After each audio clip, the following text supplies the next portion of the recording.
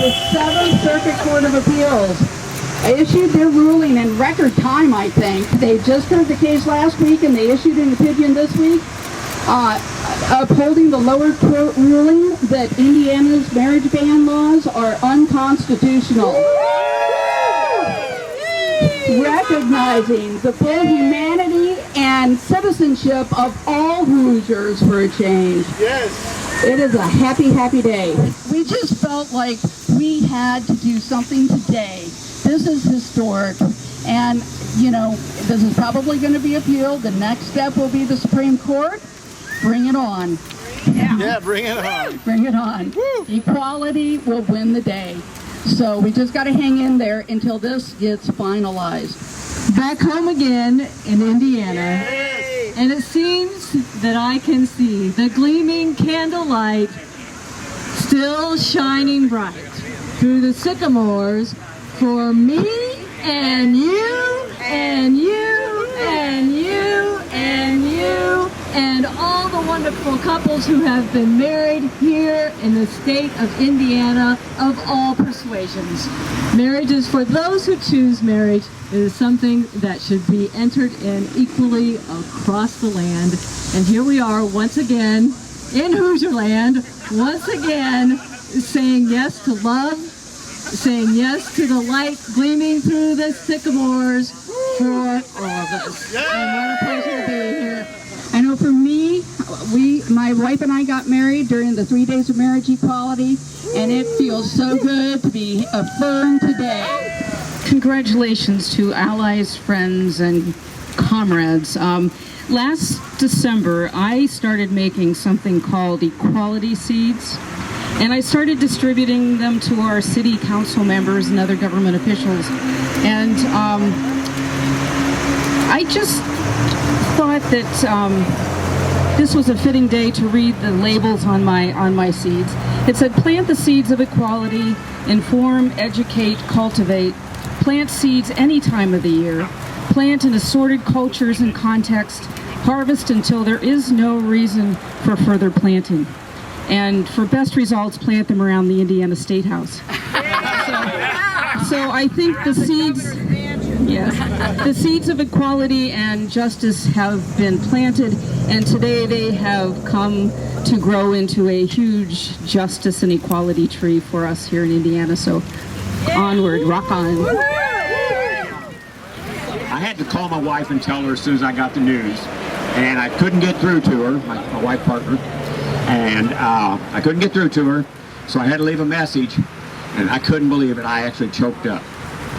This is so important to me. It is such a basic human right that everyone ought to have, that it just cuts right to my core to think that we've been denying it for as long as we have. And it's time to turn it around. It's time to move forward with this and other issues. And today is another day for celebration on this road where we're tearing down those walls. I came to this through a task force at the Unitarian Universalist Church called Civil Marriage is a Civil Right. And that morphed into the Rainbow Rights Task Force. So I've been involved in both those groups. Because of those groups, I got involved in a call-out meeting to this group, FairTalk, that wanted to get together and talk to people about things we disagreed about in a very civil way, rather than chanting slogans and reciting Bible and all that sort of thing. That then led me to a little more involvement with some of the P-flag groups that have been in this struggle for a long time, Parents, Families, Friends of Lesbians and Gays. Then there's some people came to town to help us with this struggle in the form of Freedom Indiana. The Freedom Indiana campaign out of Indiana Equality Action helped us organize ourselves to a very, very effective phone campaign, legislative action effort to get this thing off the ballot for November by deleting that horrible, horrible second sentence of HJR 6-3, whatever number you want to throw on it now. So I have been a Hoosier most of my life. Went to elementary school here and middle school and high school in Indiana. I started my first job with a newspaper route when I was just like this big, and worked ever since helping pay taxes into this system and into this state. I have gone overseas and worked at an American school there where I talked about American values to other cultures. And you know, I can say I'm absolutely proud to be an American today, because now these values completely coexist with my life and give me the equal rights and the freedom that I feel I should have always had as a person who identifies as gay in this state. So, woohoo! My partner and I have been together 15 years. We got married last November and had to go to Iowa to do it at the time. But we're very happy to be federally married and soon to be legal in this state. So it's been a long haul, you know. As a couple, we just want to be free and equal and equally respected in this state, and I think we deserve that. So I'm very happy to speak today on this very auspicious occasion. In the 7th District in Chicago, they've decided that it's unconstitutional to do what the state of Indiana was trying to do here. And boy, are we glad for the day's decision. And thank you to all of you who are here, who have worked so tirelessly on behalf of marriage equality. As one of the sponsors for the resolution on marriage equality, I'm thrilled to be here today on behalf of the Bloomington City Council. This is the effort of a lot of people here locally that we can all be very proud of. We can all be very grateful for the decision today, and it's just a matter of time.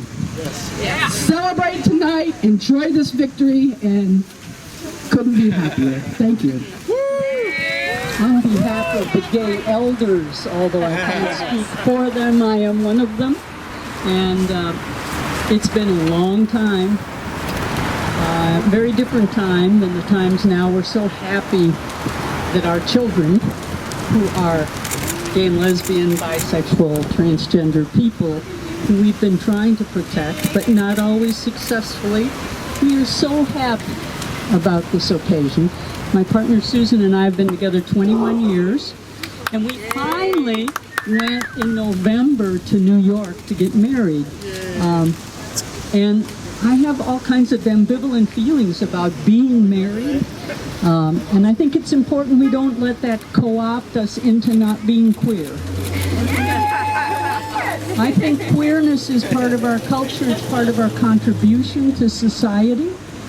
And damn, don't give that up because they say, oh, you're married now. Okay, so that's what I have to say, and let's salute those other elders who've worked so hard and so many who've suffered so, waiting for this day. And if you see some of them with their Rainbow Elder t-shirts on, make sure you tell them that you're really appreciating all their hard work. And now it's yours to take over.